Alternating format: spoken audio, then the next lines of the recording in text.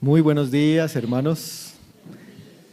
Qué gozo es nuevamente estar adorando a nuestro Señor en este día que es el día del Señor.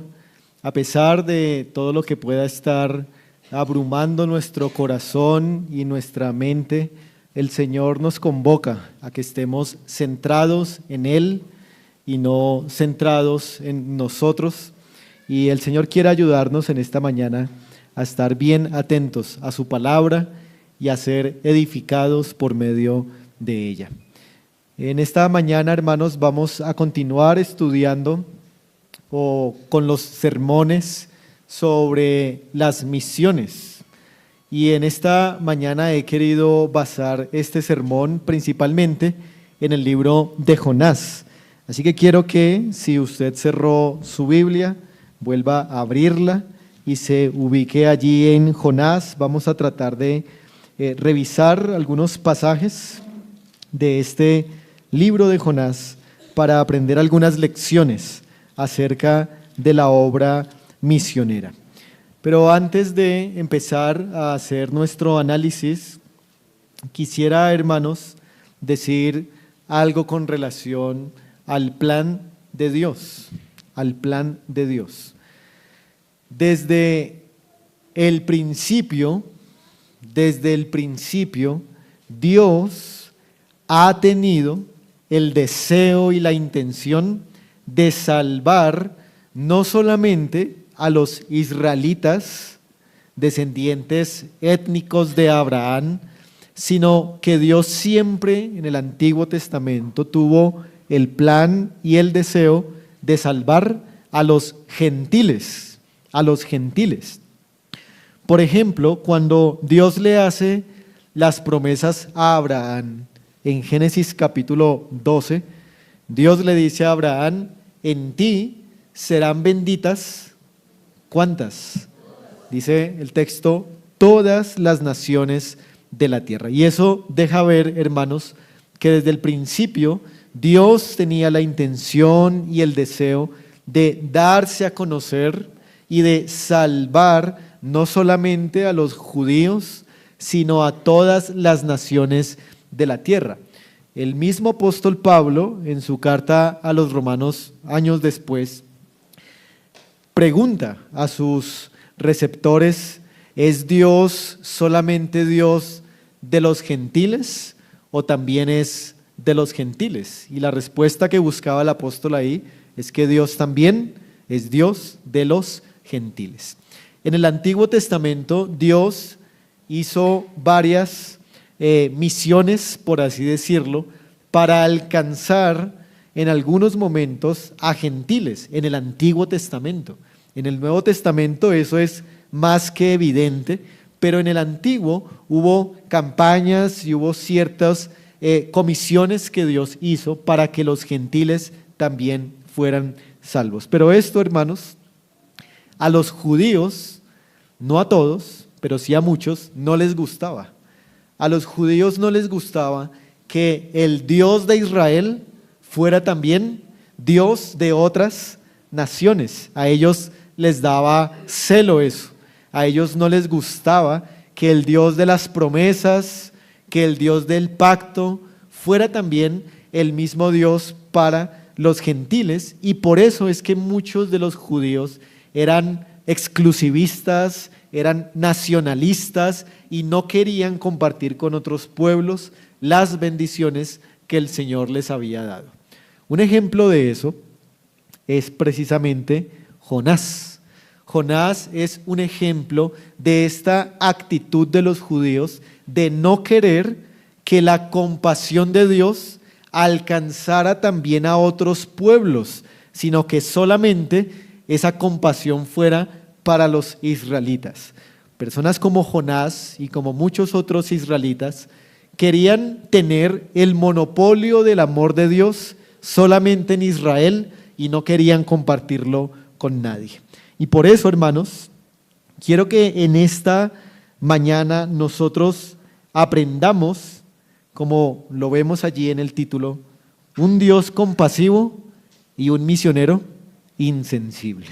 Un Dios compasivo y un misionero insensible. Y lo que quiero que aprendamos, hermanos, es que a pesar de que el pueblo de Dios, los misioneros, la iglesia, seamos muchas veces insensibles con la condición de los perdidos, aún a pesar de eso, Dios es compasivo y Dios se da a conocer. Es decir, que nuestra insensibilidad no obstaculiza el avance del reino de Dios. Nuestra insensibilidad ante los perdidos no es realmente un obstáculo para que Dios demuestre su amor y su misericordia a otras naciones. Y un buen ejemplo de esto es Jonás. Vamos a considerar, hermanos, 3 escenas que nos enseñan que a pesar de que nosotros muchas veces seamos insensibles con los que están en perdición, Dios los salva porque Él sigue siendo compasivo independientemente de que nosotros no lo seamos. Así que quiero que veamos 3 escenas del libro de Jonás para aprender cómo Dios es compasivo, pero nosotros insensibles. La primera escena he querido titularla como huyendo de la comisión. Y esa primera escena la encontramos de los versículos del 1 al 3, huyendo de la comisión. En este pasaje de Jonás del 1 al 3, vemos cómo Dios comisiona a Jonás para que vaya a una ciudad llamada Nínive y predique contra ella. Miren el versículo 2. Dice Dios: levántate, ve a Nínive, a aquella gran ciudad, y pregona contra ella, porque ha subido su maldad delante de mí.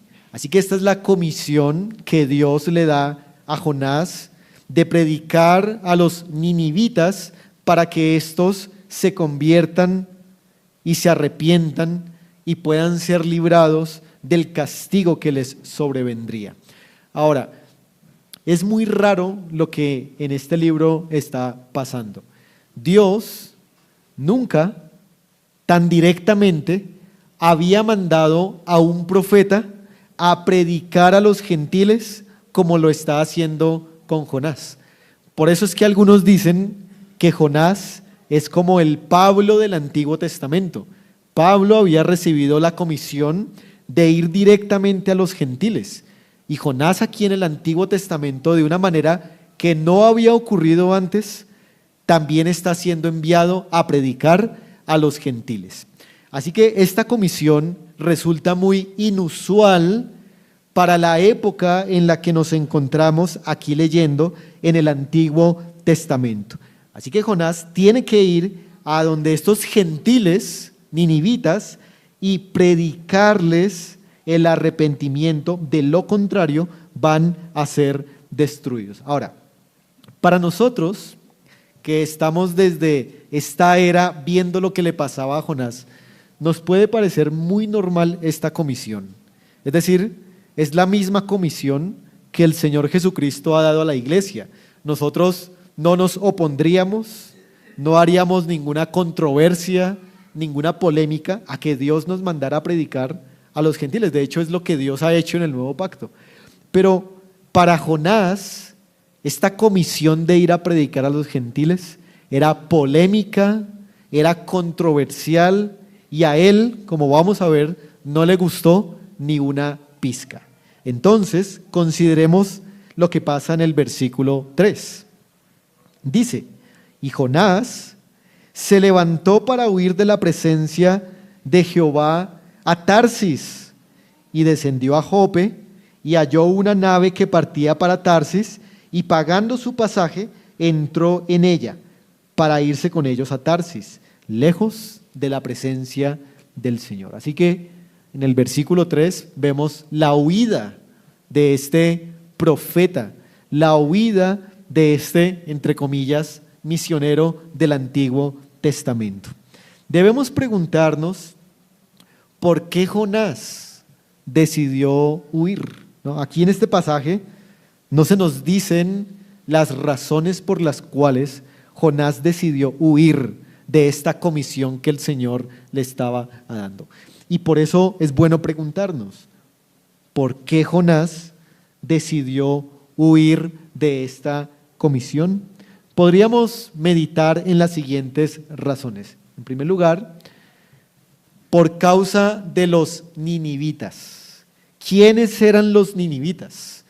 ¿Quiénes eran estos ciudadanos de Nínive? Si nosotros leemos Génesis capítulo 10, vamos a encontrarnos que Nínive era una ciudad que había fundado un hombre llamado Nimrod, que es famoso por ser uno de los que iban a construir o construyeron la Torre de Babel. Este hombre, Nimrod, era un hombre opositor de los planes de Dios y él había fundado varias ciudades, una de las cuales era la ciudad de Nínive. Así que Nínive tenía un origen que a los judíos no les gustaba para nada. El carácter y la naturaleza de esta ciudad de Nínive eran totalmente desagradables para los israelitas y para los judíos. Así que esta puede ser una razón por la cual Jonás no quería ir a Nínive, porque Nínive era una ciudad pagana, de origen pagano y perversa. Pero, por otro lado, los ninivitas, hermanos, son los mismos asirios. Es decir, Nínive era la capital del imperio antiguo Asiria. Y los asirios y los ninivitas habían tenido conflictos con Israel desde el año 850 a.C. hasta el año 722 y luego hasta el 612, cuando Asiria finalmente es destruida. Así que había una historia de siglos y siglos de conflictos entre los ninivitas y entre los israelitas. Eran enemigos, habían conflictos con Israel todo tiempo e incluso Israel le había pagado impuestos a los asirios. Así que eso es otra buena razón que Jonás tendría para no ir a predicarle a sus enemigos. Básicamente era lo que Dios le estaba diciendo a Jonás: ve y predícale a tus enemigos, ve y predícale a tus enemigos. Ese era Asiria. Pero además, como lo mencioné al principio, muchos de los judíos, no todos, no aceptaban que Dios fuera compasivo con otras naciones. Eran nacionalistas, eran exclusivistas, eran centrados en ellos mismos, y parece que Jonás era uno de esos judíos nacionalistas y exclusivistas que no querían que Dios fuera compasivo con otras naciones. Así que todo esto suma para que Jonás huyera de la comisión que Dios le está mandando. Jonás no quiere que los gentiles sean salvos. Jonás no quiere que Dios se dé a conocer a esta nación perversa, a esta nación enemiga. ¿Por qué Dios va a ser tan compasivo con una nación que había hecho tanto daño a Jonás? Eso es lo que Jonás estaba pensando. Pero ahora, ¿por qué Jonás eligió ir a Tarsis? Noten que en el versículo 3, Jonás no solamente no fue a Nínive, sino que se fue ¿a dónde? A Tarsis.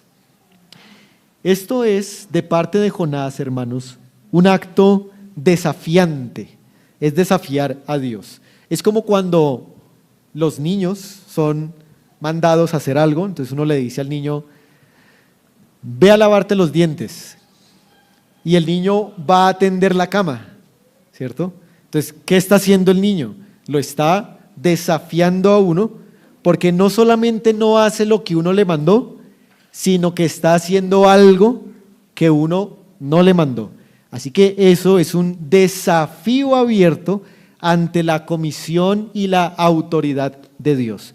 Tarsis, se ha dicho, hermanos, que era una de las ciudades más apartadas, respecto a la ubicación de Israel. Se ha dicho que Tarsis es lo que hoy conocemos como España. Tarsis quedaba alrededor de a 3.000 kilómetros de distancia de Israel. Así que Jonás no solamente escogió este lugar porque sí, sino porque era el lugar más distante que había en el mundo conocido en aquella época. Pero Nínive, que era el lugar donde Dios lo había comisionado, estaba a alrededor de 1.200 kilómetros de distancia, estaba más cerca. Pero aunque estaba más cerca, Jonás prefirió ir a donde era más lejos, a 3.000 kilómetros de Israel. Así que era la dirección opuesta de Nínive y era el lugar más lejano desde Israel. ¿Por qué Jonás hace esto? Jonás tenía tanta molestia de que Dios fuera compasivo con los gentiles que prefirió no hacer parte de esta comisión. Pero el versículo 3 nos dice algo más. Dice el versículo 3 que él salió para huir de la presencia de Jehová. Y noten el final del versículo. Luego dice, lejos de la presencia de Jehová. Huir de la presencia de Jehová. Y luego dice, lejos de la presencia de Jehová. Jonás era un profeta de Israel y Jonás tenía conocimiento de Dios. Y seguramente Jonás sabía que era la omnipresencia de Dios. Jonás sabía que Dios estaba en todo lugar, pero Jonás en este momento no quiso aplicar esa doctrina a su práctica. Es decir, que Jonás hizo a su propia conveniencia la doctrina de la omnipresencia de Dios. Jonás pensaba que la presencia de Dios solamente estaba centralizada en Israel. Su mismo pensamiento exclusivista y nacionalista le hizo pensar que Dios solamente estaba en el templo y en ningún lugar de los gentiles. Y por eso se va a este lugar lejano pensando que allí no se iba a tener que encontrar nuevamente con la presencia de Dios y con la comisión que Dios le estaba dando. Jonás pensaba que iba a salir del rango de la presencia de Dios, pero esto fue una muy mala aplicación de la doctrina de la omnipresencia o del atributo de la omnipresencia de Dios. No quería aceptar que Dios era Dios de los gentiles y por eso acomodó a su conveniencia esta doctrina.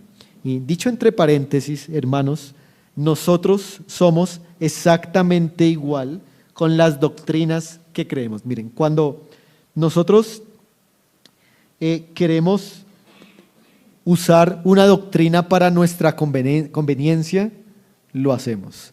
Y cuando queremos usar una doctrina para destruir a otro, también lo hacemos. Por ejemplo, cuando usted comete pecado, usted se agarra de las doctrinas que le convienen. Comete pecado y usted dice, pero Dios es amor, ¿no? Dios es misericordia. La Biblia dice que no hay que juzgarnos los unos a los otros, ¿no? O usted comete pecado y dice, no, es que esa es mi libertad en Cristo, ¿cierto? Y entonces usted aplica estas doctrinas a su propia conveniencia. Pero si el que peca es otro, el que peca es ese que a usted no le cae tan bien, entonces usted le cita Hebreos y le dice, pilas, porque Dios es fuego consumidor, ¿cierto? Ahí sí no es Dios de amor, ahí sí es fuego consumidor. Dios es justo y santo, así que ten cuidado con el Señor. Así que, hermanos, nosotros somos muy convenientes para aplicar las doctrinas de acuerdo a nuestras propias situaciones y convicciones internas, y eso es exactamente lo que Jonás está haciendo aquí. Pero, hermanos, antes de pasar a la segunda escena, esta es la primera donde vemos a Jonás huyendo, aprendemos que así como Jonás tenía sus razones para ser tan insensible con la salvación de otros pueblos, nosotros hoy en el nuevo pacto también podemos tener nuestras razones y nuestras justificaciones para ser exclusivistas, centralizados e insensibles con la condición espiritual en las que otros están. Y así sabemos evadir muy bien la comisión que Dios nos da. Sabemos evitar lo que el Señor nos manda. Pero el corazón de este sermón, hermanos, no es nosotros y nuestra falta de compasión. El corazón de este sermón es recordar que a pesar de que nosotros seamos así de insensibles, Dios sigue siendo infinitamente compasivo. Y Él va a salvar a los gentiles a pesar de que nosotros seamos insensibles.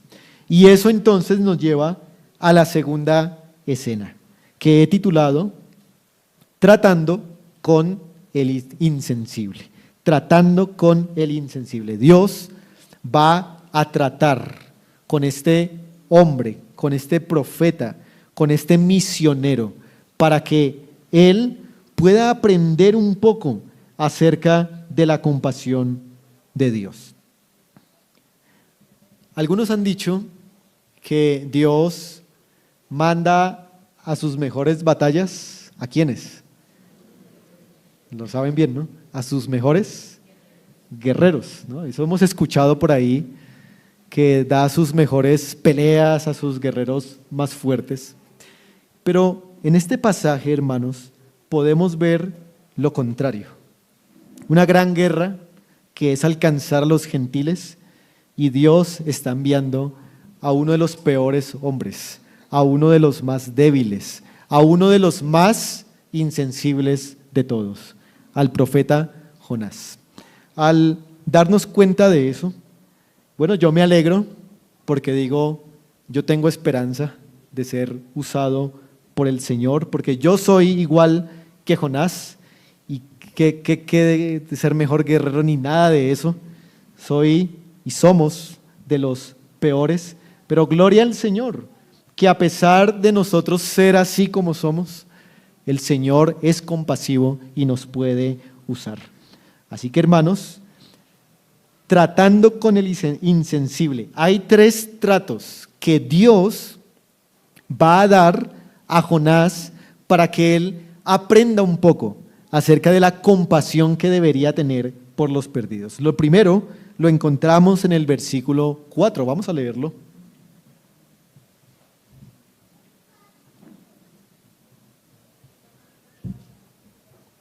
Dice el verso 4, pero Jehová hizo levantar un gran viento en el mar, y hubo en el mar una tempestad tan grande que se pensó que se partiría la nave.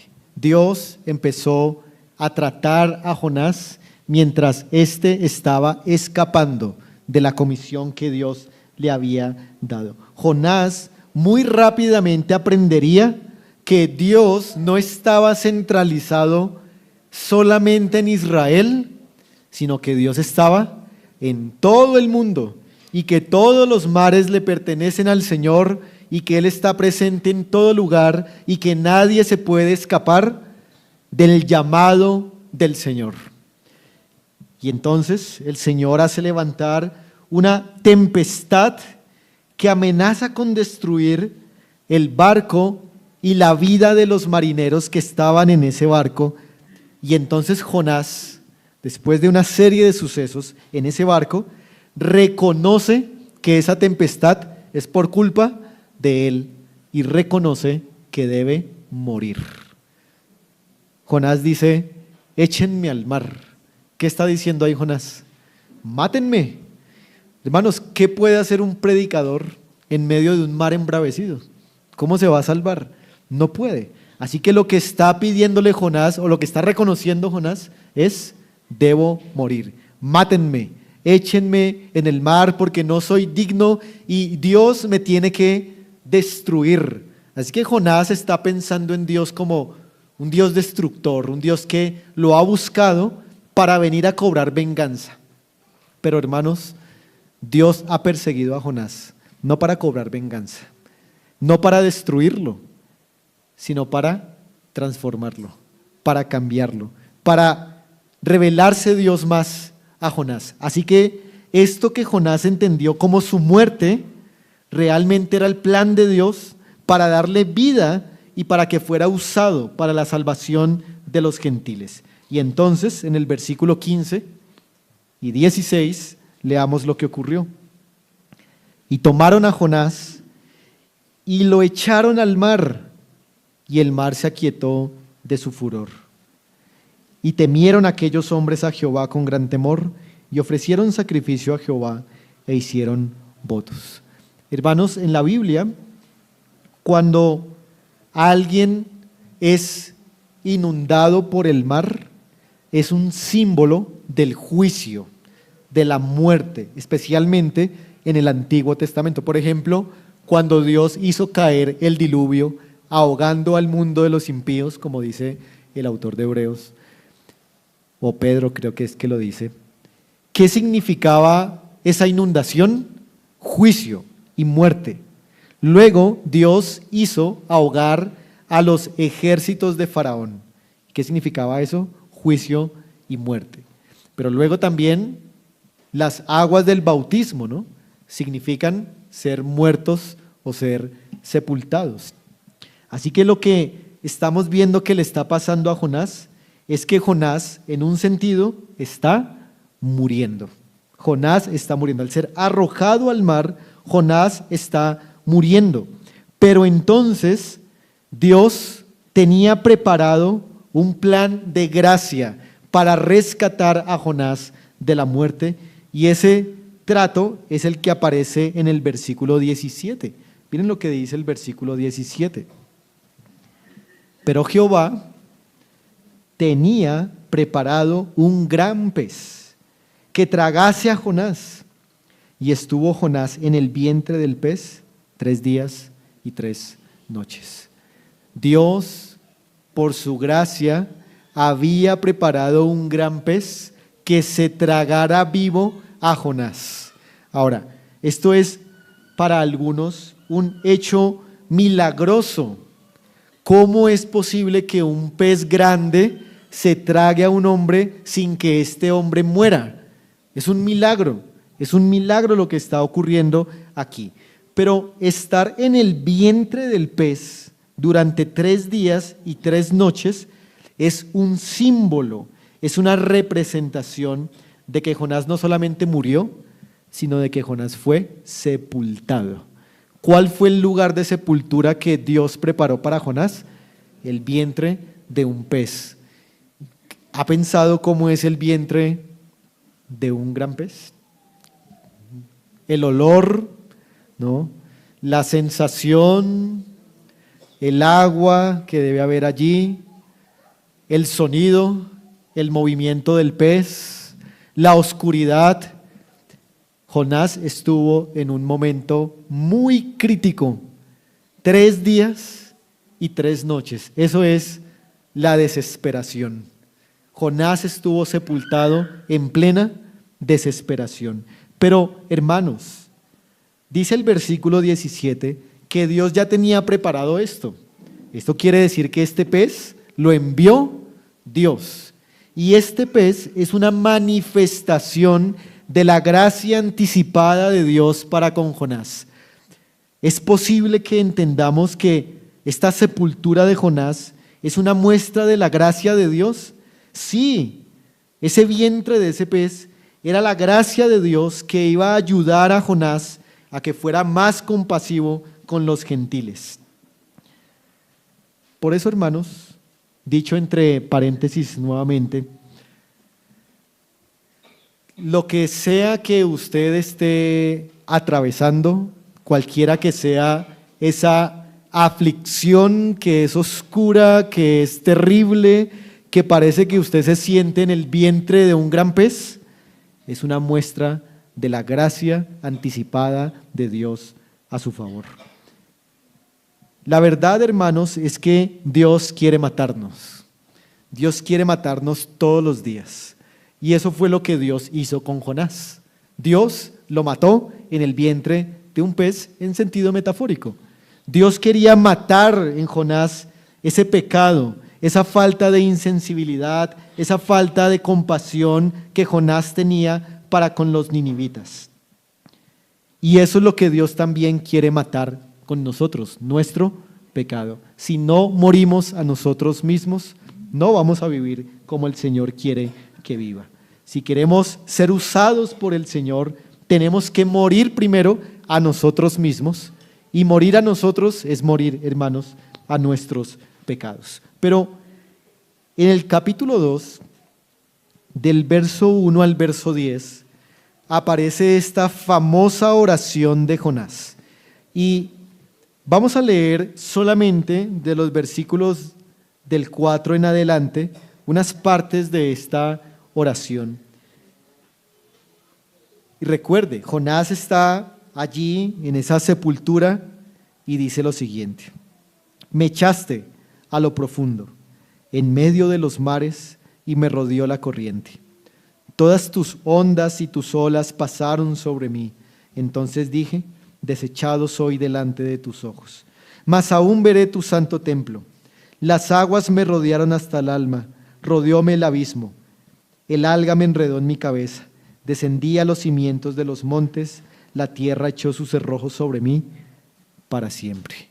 Estas palabras que Jonás lee o que Jonás ora hasta ahí, parecen decirnos que Jonás estaba dispuesto a morir, que él ya no veía esperanza de salir del vientre de ese gran pez. Él dijo: Dios me enjuició aquí, Dios me va a destruir, no doy más.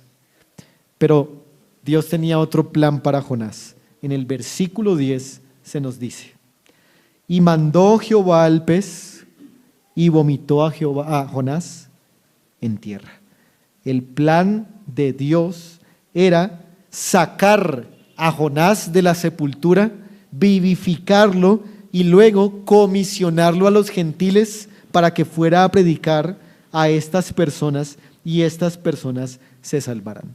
Hermanos, no podemos pasar este escenario que acabamos de describir, esta escena que acabamos de ver, sin mencionar que esto es directamente representativo de la persona y de la obra de Jesucristo. De hecho, el mismo Señor Jesucristo cita la profecía de Jonás para aprobar su propio ministerio. El Señor Jesucristo dijo que así como Jonás estuvo en el vientre del pez, él también iba a estar 3 días y 3 noches en el vientre de la tierra. Y vemos, hermanos, que Jesucristo y Jonás en realidad son diferentes. ¿Sí? Jesucristo y Jonás son diferentes. Jonás huía de la comisión cuando fue sepultado, pero Jesucristo estaba haciendo la comisión cuando fue sepultado. Uno era nacionalista y exclusivista, pero el otro no hacía acepción de personas. Sin embargo, hay puntos en común entre Jonás y Jesucristo. Así como Jonás fue muerto, sepultado y resucitado cuando el pez lo vomitó, así Cristo murió, fue sepultado y después de 3 días resucitó para llevar el evangelio a los gentiles, como dice Pablo en 1 Timoteo 3:16. Así que, hermanos, vemos aquí que Jonás estaba haciendo un anticipo de Jesucristo, pero Jesucristo era mucho mayor que Jonás, porque Jesucristo había muerto, sido sepultado y resucitado para ir a mostrar la compasión con los gentiles. Pero Jonás fue a predicar también, pero fue a predicar a regañadientes. Es decir, que este hombre siguió siendo insensible aún después de estos tremendos tratos que Dios le dio. Y esto nos lleva entonces a la tercera escena. Tercera escena, capítulo 3, vemos allí proclamando a regañadientes. Así he titulado esta tercera escena. Dice el Señor en el versículo 2: levántate y ve a Nínive, aquella gran ciudad, proclama en ella el mensaje que yo te diré. Y se levantó Jonás y fue a Nínive conforme a la palabra de Jehová. Y era Nínive ciudad grande en extremo, de 3 días de camino, y comenzó Jonás a entrar por la ciudad, camino de un día, y predicaba diciendo: de aquí a 40 días Nínive será destruida. Vemos aquí, hermanos, que después de Dios hacerlo obedecer, Jonás fue a predicar la palabra a Nínive.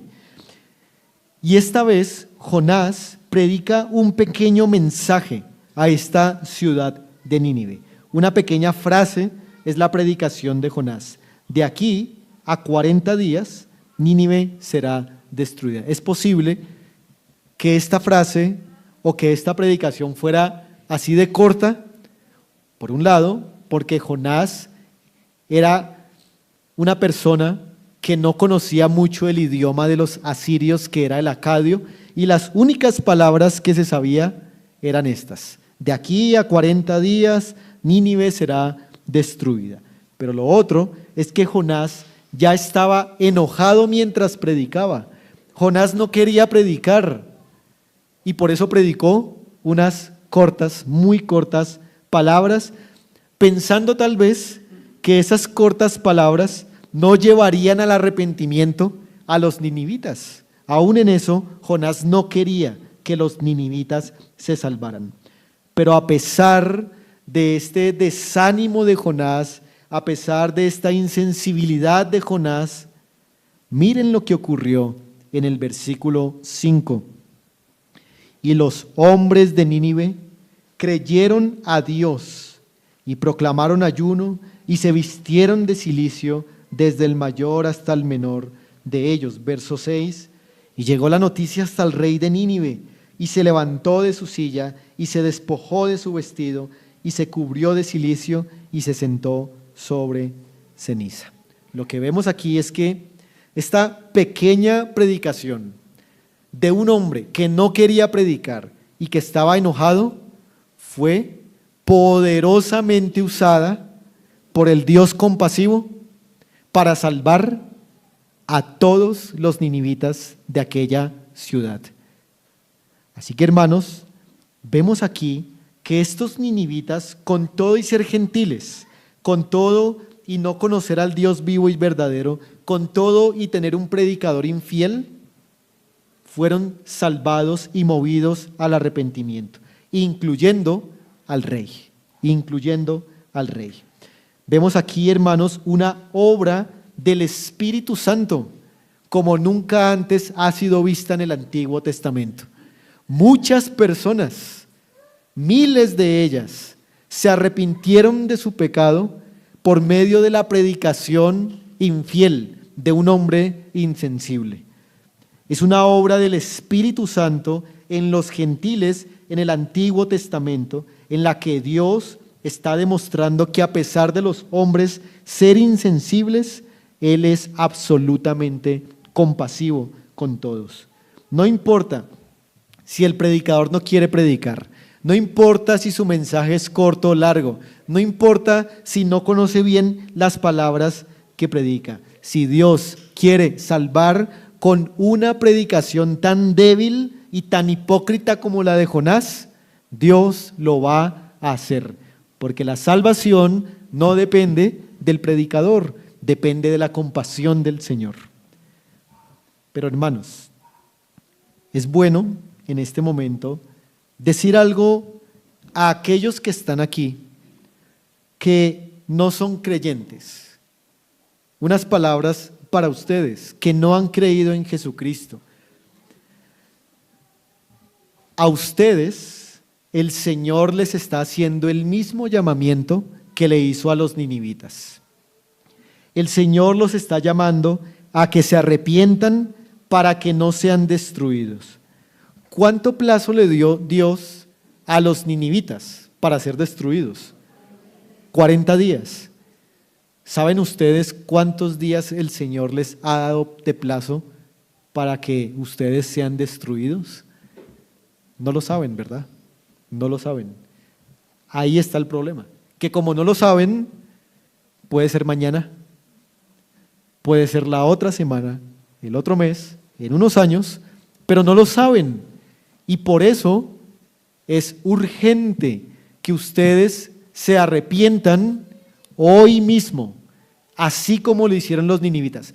Hermanos y amigos que están aquí, si los ninivitas se arrepintieron con una predicación de un predicador que no quería predicar, pues por lo menos ante ustedes hay alguien que, aunque tiene sus luchas, sí quiere predicarles. Así que arrepiéntanse de sus pecados, vuelvan a Dios. Y así como los ninivitas fueron perdonados, ustedes también pueden ser perdonados si confían en el Salvador ahora mismo. Pero también esta conversión de los ninivitas, que fue una conversión en masa, es un anticipo de esas conversiones en masa que vendrían en el tiempo del nuevo pacto. En el día de Pentecostés hubo también una de las obras más grandes del Espíritu Santo para salvar a pecadores de todas las naciones. Así que lo que está pasando en Jonás apenas es una probada de lo que va a ocurrir en el nuevo pacto. Pero este arrepentimiento de los ninivitas era una señal para los israelitas y para Jonás. Como ustedes saben, hermanos, Israel nunca en los tiempos de los reyes fue fiel para con Dios. Y aunque Dios enviaba profetas y profetas con mensajes larguísimos, como los de Isaías, como los de Jeremías, como los de Ezequiel, esos israelitas no se arrepintieron. Pero ahora los ninivitas, con unas simples palabras de un predicador que no quiere predicar, se arrepintieron. ¿Eso cómo les chocaba a los israelitas? Eso los debía producir a celos y hacerles ver que ellos también debían arrepentirse porque los ninivitas se habían arrepentido. Y una pequeña crítica, hermanos, es que a veces hay algunos hermanos que llevan mucho tiempo, ¿no?, en el Evangelio, y hay otros hermanos que llevan más poquito tiempo en el Evangelio. Y por lo general sabemos que los que están empezando, por así decirlo, en el Evangelio, tienen mucho fervor, ¿no? Tienen mucho compromiso, tienen mucho ánimo, y la crítica es para con los hermanos que llevan más años. A veces los hermanos que llevan más años llegan y les dicen a los hermanos que están comenzando: tranquilo que eso es el primer amor y eso se le va a pagar rapidito. Eso es algo muy malo que no debemos hacer. Más bien, hermanos, al ver a los recién convertidos con ese ímpetu, nuestro corazón debería también encenderse y decir: ¿cuándo fue que se me apagó a mí ese primer amor? Yo debería ser también como estos recién convertidos, y más bien yo debería ser estimulado por el fervor de esos nuevos, en lugar de yo contagiar mi poco fervor a esos nuevos. Pero entonces, hermanos, después de la conversión de estos ninivitas, vemos el capítulo 4, que fue el capítulo que leímos en nuestra lectura. Versículo 1 nos va a decir lo siguiente. Dice: pero Jonás se apesadumbró en extremo y se enojó. Entonces, ¿cómo reaccionó Jonás a la conversión de los ninivitas? Jonás se puso molesto porque cómo era posible que Dios fuera tan compasivo con unas naciones tan paganas, tan rebeldes como era la nación de Asiria. ¿Cómo es posible que Dios tuviera tanta compasión para hacer esto? Así que Jonás se molesta por la conversión de los ninivitas, ruega al Señor, que prefiere la muerte, que prefiere morir antes que ver a estos ninivitas salvados. Y entonces Jonás sale de la ciudad y se sienta, vamos a decir, en una pequeña loma al oriente de la ciudad, y se sienta allí para ver lo que le pasaría a la ciudad. Algunos comentaristas dicen que Jonás se sentó allí en esa loma para ver si de pronto Dios se arrepentía de su arrepentimiento y les mandaba fuego a los ninivitas, que era lo que Jonás quería. Entonces Jonás se sentó allí, dice la Biblia que hizo una enramada, planeaba estar varios días ahí, y se sentó a mirar a ver si de pronto descendía fuego del cielo. Pero Dios le iba a dar la última lección a Jonás. En ese momento, cuando Jonás estaba acostado esperando la destrucción de Nínive, una planta llamada la calabacera, imaginen que es como algo así, una palma con hojas grandes, nace por la providencia de Dios en espacio de un día. Y esta planta le provee a Jonás una sombra del fuerte sol y del malestar que posiblemente Jonás tenía en ese momento. Así que Jonás se siente feliz y complacido porque por fin Dios ha sido compasivo con él y le ha mandado un poco de sombra. Pero al otro día, un parásito, llamado en la Biblia un gusano, daña esa calabacera y en espacio de un día esa planta se seca y ya no hay sombra para Jonás, y luego Dios remata a Jonás con un viento seco que produce una sensación de mayor malestar en Jonás. Y entonces Jonás se pone casi que a llorar por la pobre planta que acaba de morir. Ay, mi planta que me daba sombra. Y entonces, en ese momento, Dios ya lo atrapó en su mano. Miren lo que pasa en el versículo 9. Entonces, dijo Dios a Jonás: ¿tanto te enojas por la calabacera?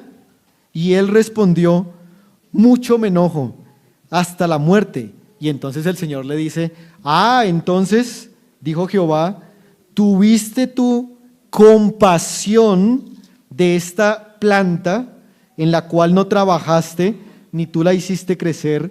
En espacio de una noche nació y en espacio de otra noche pereció. ¿Y no tendré yo piedad de Nínive, aquella gran ciudad donde hay más de 120,000 personas que no saben discernir entre su mano derecha y su mano izquierda y muchos animales? Es decir, Jonás, sientes compasión por una planta y no sientes compasión por los ninivitas. Qué grande la hipocresía de este profeta. Qué grande la hipocresía de este misionero. Es como hoy en día, ¿no? Que las personas ayudan y ofrendan y hacen cosas por las plantas, el medio ambiente, por los animales, pero las personas, ¿dónde están las personas que sufren? Las personas se lamentan, ¿cierto? Los ecologistas, los animalistas, y son aplaudidos, pero esos mismos ecologistas y animalistas están a favor de los millones de abortos que ocurren en el mundo. Qué hipocresía tan grande la del ser humano y la de la iglesia hoy en día, que miles de personas, millones de ellas, mueren, pero nosotros no tenemos compasión por ellos, sino que tenemos compasión por otras cosas, por cosas que nos benefician y no por cosas que en realidad son las que Dios quiere que tengamos compasión. Así que, hermanos, esto es una poderosa lección que Dios le está dando a Jonás. Y si ustedes ven, el libro no tiene final. No tiene final. No sabemos qué pasó con Jonás. Si Jonás dijo: ay, Señor, te diste cuenta de mi pecado, me arrepiento. No sabemos. Así que da la impresión de que Jonás siguió siendo un insensible. Da la impresión. Algunos estudiosos dicen que no, que Jonás volvió a Israel y aprendió a predicar sobre la compasión de Dios. Pero, hermanos, a mí me da la impresión que el libro termina así para dejarnos en la mente que Jonás es un insensible, así como nosotros somos insensibles. Ahora déjeme ir a la conclusión y decir algunas cosas. Vimos 3 escenas, hermanos. Primero, Jonás huyendo. Luego, Dios tratándolo. Y luego, Jonás predicando a regañadientes. Yo creo que ese es el ciclo de la vida cristiana de todos nosotros. Cuando Dios nos manda, nosotros huimos, sea por la razón que sea. No queremos cumplir su misión. Y luego vienen los tratos providenciales de Dios con cada uno de nosotros. Muerte, sepultura y resurrección. Y luego Dios nos hace obedecer. Dios nos hace obedecer. Tal vez obedezcamos con enojo. Tal vez obedezcamos a regañadientes. Pero Dios nos hace obedecer al final de cuentas. Dios es soberano y la gloria es para Él y no para nosotros. Pero hermanos, el llamado que nos hace Jonás en esta mañana es que nosotros no somos compasivos. Nosotros no tenemos sensibilidad, somos indiferentes y exclusivistas, y esto es una condición pecaminosa con la que debemos lidiar. Quiera el Señor perdonar este pecado y cambiarnos de esta condición.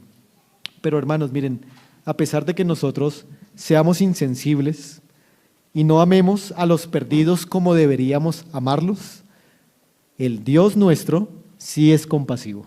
Y el Dios nos va a usar a pesar de que seamos como seamos. Pero claro, Él nos va a tratar, Él no nos va a dejar igual.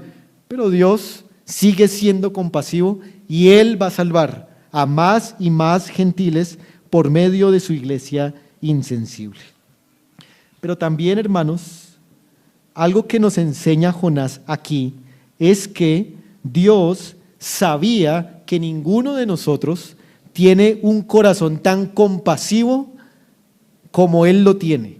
Ninguno de nosotros aquí tiene un corazón tan compasivo como Dios lo tiene. Por eso Dios envió a su Hijo, porque su Hijo es el único que tiene un corazón tan compasivo como el de su Padre.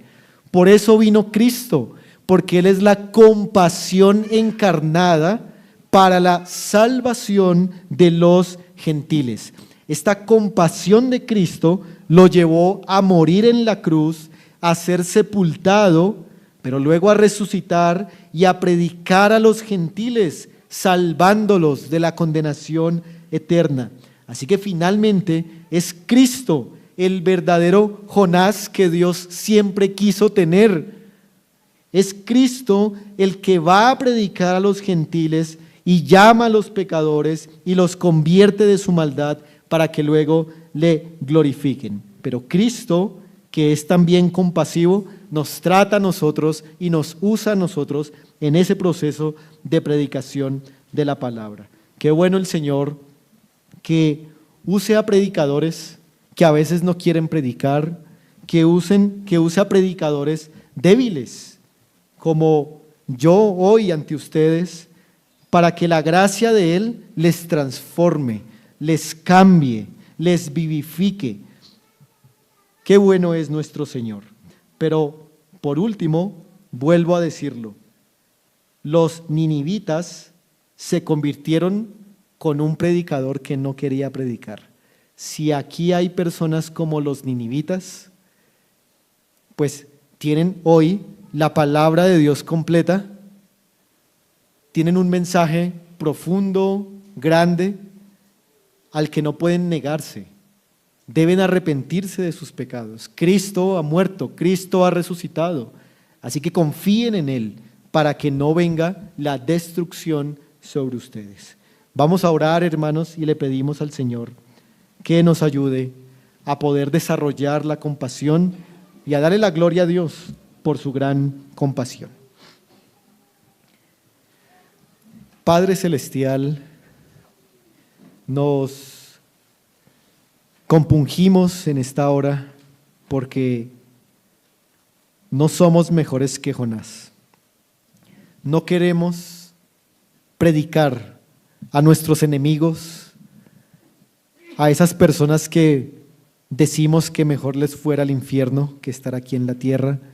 Oh Padre, perdónanos por tanta insensibilidad, porque tú eres un Dios clemente, misericordioso, tardo en airarse, de gran misericordia, como lo dice tu palabra, que desde el principio quisiste la salvación de los pueblos, aunque es tan difícil para nosotros tener esta misma compasión, Señor, que tú tienes. Pedimos perdón a ti y rogamos que por la obra del Espíritu y el Evangelio de Jesucristo, tú vivifiques en nosotros el tener compasión, que podamos tenerla y que no nos neguemos a ir en busca de aquellos que están en la condenación y que pronto pueden ser destruidos. Gracias, Dios, te damos porque tú eres nuestro Dios compasivo, aunque nosotros seamos una iglesia insensible. En Jesucristo oramos y te damos las gracias. Amén.